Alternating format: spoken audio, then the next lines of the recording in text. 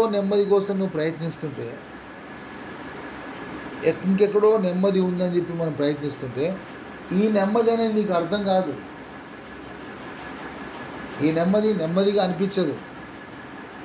వేరే చోట నెమ్మది అనేది వేరేది ఏది ముట్టుకున్నా ఏంటమ్మా ఎట్లుండాలి, ఎలా ఉండాలి? నెమ్మదికి ఆపోజిట్ ఏంటి?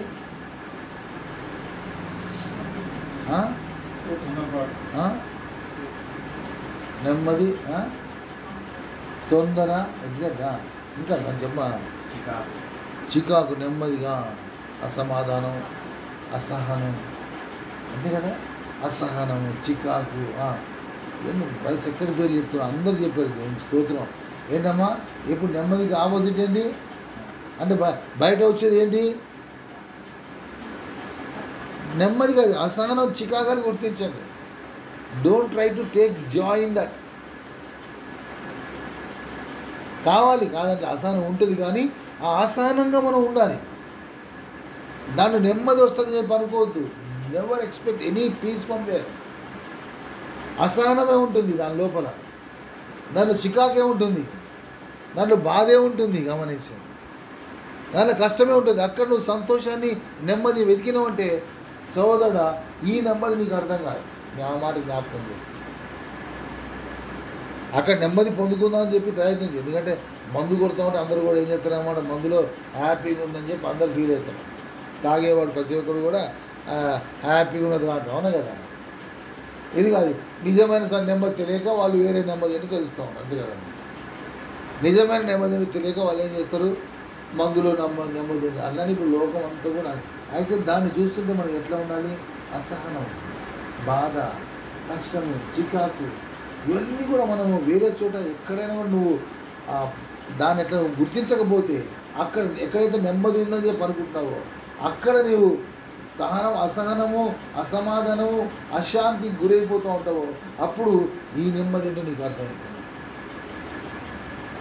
ఈ నెమ్మది కావాలి. ఎందుకంటే ఈ నెమ్మది లేనిదే మనము పరలోకంలో ప్రవేశించలేము. ఆ కామ్నెస్, ఆ క్వైట్నెస్, ఏంటమ్మా? కామ్నెస్, క్వైట్నెస్, ఆ పీస్ఫుల్ స్టేట్ అనేది దేంట్లో ఉంది? వాక్యం. సాతానుతో ఫైటింగ్ చేసి మాత్రం అగ్నే, దాంట్లో మాత్రం కాంప్రమైజ్ కావాలి. సాతానుతో మనం ఫైట్ చేసినప్పుడు ఏంటమ్మా, ప్రధాన అధికారులతో వీరితో మనం ఎప్పుడైతే ఎవరైనా వాక్యం ఎత్తుబట్టి అది వాక్యం ఎత్తుబట్టి అది ఇట్లుంది కదా, ఇది ఇట్లుంది కదా అని అంటే ఏంటమ్మా, నెంబర్ 1 అది దురాత్మ సమూహమే. ఇదాన్ని నువ్వు రాసి పెట్టడం, దానికి మనం సీల్ వేసేయటమే. దాన్ని గమనించి వాక్యం ఎత్తుపట్టి మెల్కిసెదెకు క్రమంలో ఎవరైనా చెప్తున్నారు అంటే గమనించండి. అది ఏంటమ్మా, అది 100కి 100 పాళ్ళు సీల్డ్ యాజ్ యాంటీ క్రైస్ట్. దానికి నేను కాంప్రమైజ్ కాలేను. కాంప్రమైజ్ అయినా దేవుడు కాంప్రమైజ్ అయితే దేవుడు నాకు తీసుకుంటాడు. రాత్రి ప్రార్థన చేసింది ఎవరు? దీపస్తంభం ఉంచున్నాను. దీపస్తంభం తీసేస్తాను. దీపస్తంభం, నో కాంప్రమైజ్ సోదరుడు. మొదటి ప్రేమ అంతే. మొదటి ప్రేమ మారదు. ఇక్కడ మనము బంధువులని కానీ, చుట్టాలు కానీ, అన్న కానీ, చెల్లి కానీ, తమ్ముడని కానీ మనం ఎప్పుడైనా సోదరుడా మనం దాన్ని మాత్రం లూజ్ చేద్దాన్ని ప్రయత్నం చేస్తే సోదరుడా మనము నెమ్మది ఉండదు మన జీవితంలో. ఇది అంతకంటే కష్టం ఇంకోటి ఉండదు. అందుకే దేవుడు చక్కటి ఒక జీవితాన్ని దయచేస్తున్నాడు. ఎవరు కూడా దాని నుంచి మనము తొలగిపోవద్దని. ఎందుకంటే 119 కీర్తనలు అదే ఉంటుంది, బాధల్లో నెమ్మది కలుగజేసి. 119:50 ఏమంటారు? బాధల్లో నెమ్మది కలుగజేసింది వాక్యం.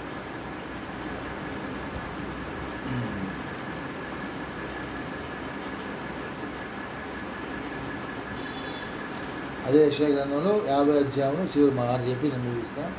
50 అధ్యాయంలో 44 వచనం ఏముంటుందంటే, 50 అధ్యాయం ఇప్పుడు యెషయా గ్రంథం మొన్న చూసుకుంది కాకుండా ఇది కూడా అటువంటిదే. యెషయా గ్రంథం 50 అధ్యాయం 4వ వచనం.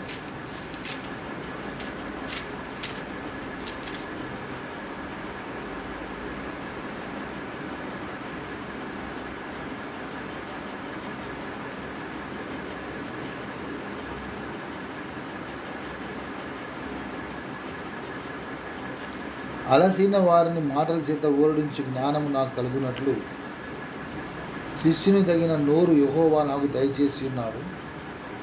శిష్యులు వినున్నట్లుగా నేను వినుటకై ఆయన ప్రతి ఉదయమున నాకు వినుబుద్ధి పుట్టించుచున్నాడు. ఎప్పుడమ్మా? 2 రోజులకు ఒకసారి కాదు, 3 రోజులకు ఒకసారి కాదు. ఎవరికమ్మా? శిష్యునికి తగిన, అక్కడ ఉన్నమాట, శిష్యులు వినున్నట్లుగా నేను వినుటకై ప్రతి ఉదయమున నాకు వినుబుద్ధి పుట్టించుచున్నాడు. ప్రభు యెహోవా నా చెవికి వినుబుద్ధి పుట్టింపగా నేను ఆయన మీద తిరుగుబాటు చేయలేదు.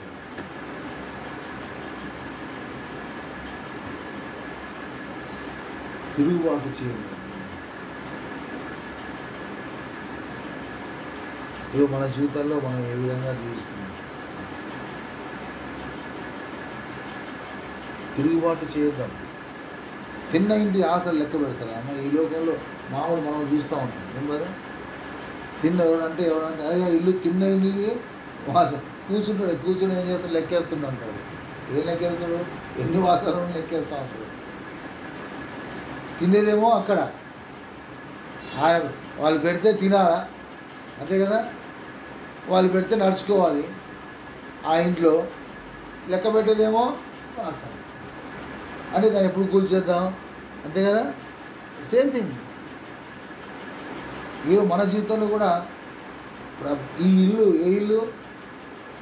ఇది ఏ ఇల్లమ్మా? సంఘము, మనం కట్టుకున్న ఇల్లు. ఇది దేవుని ఇల్లు.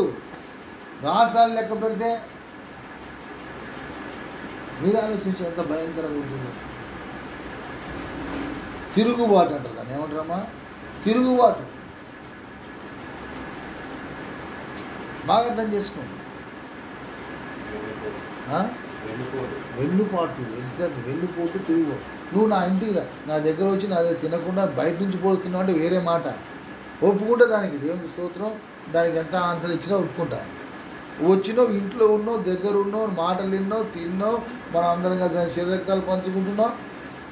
మన వెనక నుంచి పోటు. సహోదరుడా, ఎవరు సహించలేరు. సహిస్తే మనల్ని కూడా దేవుడు సహించడు. నేను ఆ మాట చెప్పడంలో వెనకంచి వేయట్లేదు. కాబట్టి సంఘానికి వ్యతిరేకంగా ఎక్కడ కూడా మనం మాట్లాడద్దు. సంఘానికి వ్యతిరేకంగా మనం ఎక్కడ కూడా మనం దాన్ని మాట్లాడచ్చు. అంతే. దట్ ఈస్ ఓన్లీ సంఘానికే మనం కనుక. ఏమి చేసి నేను నా సంఘాన్ని హెచ్చరిస్తాను, ఏది ఇచ్చి నేను నా సంఘాన్ని హెచ్చరించగలుగుతాను. దేవుని నామమున జ్ఞాపకం చేస్తున్నా. దేవుని స్తోత్రం. సహోదరుడు చక్కటి ఆ విధంగా వెన్నుపోటు, ఈ మాటలన్నీ కూడా ముఖ్యమైన మాటలు. వెన్నుపోటు పొడిచిన తర్వాత కూడా మనం నన్ను అదే అంటే ఫస్ట్ చెప్తున్నామా, నన్ను అంటే నేను ఏమనను.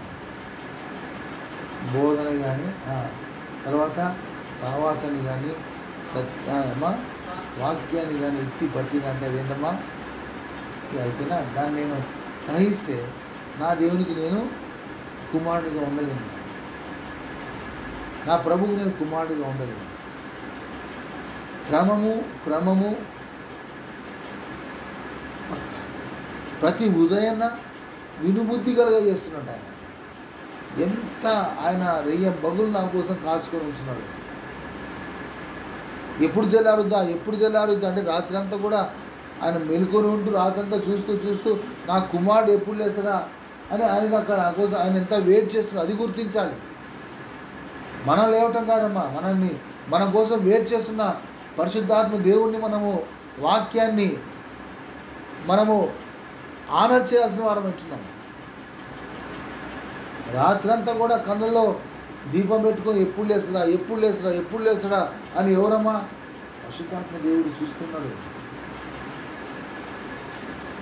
ఎందుకంటే వినుబుద్ధి కలుగజేయాలని ప్రతి ఉదయమున ఆయన ఆ వినుబుద్ధి కలుగజేయగా నేను అదే మాట ఏంటమ్మా, మనం ఎప్పుడు కూడా నేనేం చేయలేదు అనుకోవద్దమ్మా. తిరుగుబాటు చేసిన వాళ్ళతో మనం కలిస్తే వారితో పాటు మనము అవునా కదమ్మా. తిరుగుబాటుదారులుగానే మనము అంతే కదా బ్రదర్. ఇలా దుష్టు సాంకేతం ఎందుకు వాళ్ళు ఏమంటారమ్మా, ఎవరు వాళ్ళు మన దేశద్రోహులు ఏమంటారు ఇంగ్లీష్లో? దేశద్రోహులు ఇది ఉన్నారుగా, మిలిటెంట్స్, మావోయిస్టులు మిలిటెంట్స్కు సహాయం చేస్తే ఏంటమ్మా? సహాయం చేసేవాళ్ళు వాళ్ళతో పాటు వాళ్ళకు కూడా శిక్షే. ప్రత్యక్షంగా కానీ పరోక్షంగా కానీ ఇన్ఫార్మర్స్, ఏదైనా ఇన్ఫార్మర్ మిలిటెంట్స్ వీళ్ళరా. ఇప్పుడు మన వాళ్ళు ఉన్నారు కదా, వాళ్ళు ఎవరు? పాకిస్తాన్ ఇంగ్లీష్లో వాళ్ళని ఏమంటారు? ఉగ్రవాదులని ఇంగ్లీష్లో ఉంటారు టెర్రరిస్టులు. టెర్రరిస్ట్ అమ్మ వాళ్ళు వినిపోదు అమ్మా. కానీ జాగ్రత్త, మనం ఇంకా జాగ్రత్తగా ఉందాం. దేవుని నా వందనాలు స్తోత్రం. హల్లెలూయా.